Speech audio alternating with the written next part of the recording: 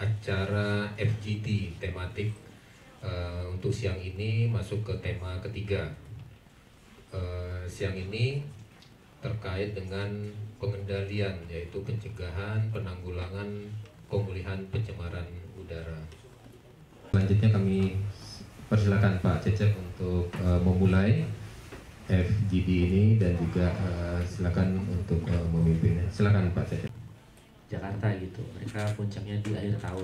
Waktu itu di Desember 2024 gitu ya, dan kemarin juga Mbak Imelda mengajak teman-teman dari DLH untuk langsung melihat gitu ya di Bangkok terkait early warning system. Next slide lagi. Nah, ini juga saya beneran ambil dari presentasi Kota Bangkok ya waktu itu di event Bridge Cities Workshop. Jadi bisa dilihat baku mutu udara ambien 24 jam itu awalnya 50 mikrogram per meter kubik, lalu diketatkan dulu nih, naik interimnya jadi 37,5. Ini juga saya ambil dari BMA, Bangkok Metropolitan Administration, itu dikelompokkan jadi dua, kurang dari 37,5 maupun lebih dari 37,5 atau krisis period gitu, dimana yang tadi dipengaruhi oleh pola 6 bulanan. Pada saat krisis ya apa yang harus dilakukan, aksi ambisius apa gitu. Dan kalau kurang dari 37,5 di mana itu memang dilakukan sepanjang tahun gitu ya, karena memang salah satu rencana aksinya. Di sini yang lesson learn yang kita dengar langsung juga bahwa semua rencana aksi ini dikomandoi oleh gubernur langsung. Saya pengen cerita perjalanan panjang sebetulnya pemantauan kualitas udara Jakarta itu dari kapan. Kalau dibandingkan dengan BMKG mungkin kami juga kalah jauh ya. Ya Pak, Bapak Ibu, sebetulnya dari 93 itu Dinas Lingkungan Hidup pada saat itu pun sudah melakukan pemantauan kualitas udara. Dengan cara apa? Sebetulnya ada yang namanya manual, di mana parameter yang kita ukur secara manual itu TSP, NO2, CO, SO2 dan PB ya. PB di dalam TSP tersebut. Dan pada saat itu sebetulnya juga kita sudah ada itu SPKU reference dari programnya JIK. Kemudian 96 kita tetap melakukan pemantauan dengan manual 8 hari sekali, jadi setiap 8 hari kita ganti absorbennya, kemudian filternya dan lain-lain. 1 hari kemudian baru dibawa ke laboratorium untuk dianalisis secara manual, dan itu 8 hari sekali gitu. Harapannya setiap hari tercover, Senin tercover, Selasa tercover dengan 8 hari setiap 8 hari tersebut. Kemudian di tahun 2023 kita mengadakan 9 LCS dengan parameter lengkap ya. Kemudian tahun kemarin baru kami agak lebih banyak. Di tahun kemarin itu kita mengadakan 6. Nah di tahun ini itu saat ini belum selesai gitu. Ada pengadaan lagi 2 reference untuk parameter ISPU. Kemudian akan rencananya ini di akhir tahun akan ada 8 LCS lagi dengan hanya parameter M2,5 ya, plus kebauan, dan akan dilakukan juga dari teman-teman vital strategis. Itu ada 13 LCS yang akan ditempatkan di LZ mungkin ya, atau usulan untuk LZ.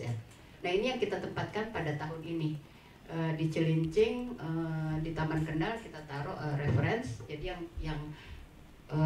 yang kanan ungu sana kan agak kosong gitu, itu nanti akan ada 1 itu di tahun ini. Kemudian perubahan juga terjadi di Tebet Eco Park, yang tadinya LCS kita akan ganti dengan reference. Kami sendiri sebagai Public Health Organization, Vital Strategist yang memang sudah melakukan kerjasama dengan Pemprov itu untuk penanggulangan isu pencemaran udara ini baru di tahun 2022 22 ya kalau nggak salah, itu yang kita baru resmi berkolaborasi extend kepada Dinas Kesehatan. Sebenarnya kita bicara mengenai 5 faktor ini gitu ya. Dan memang kalau kita lihat di Perda 2 2005 itu fokus masih pada di poin 1, di pengendalian sumber emisinya gitu ya. Walaupun juga sudah disebutkan juga termasuk kualitas udara dalam ruang gitu ya, sumber emisi dalam ruang misalnya domestic waste gitu ya, dan beberapa sekundari polutan lain.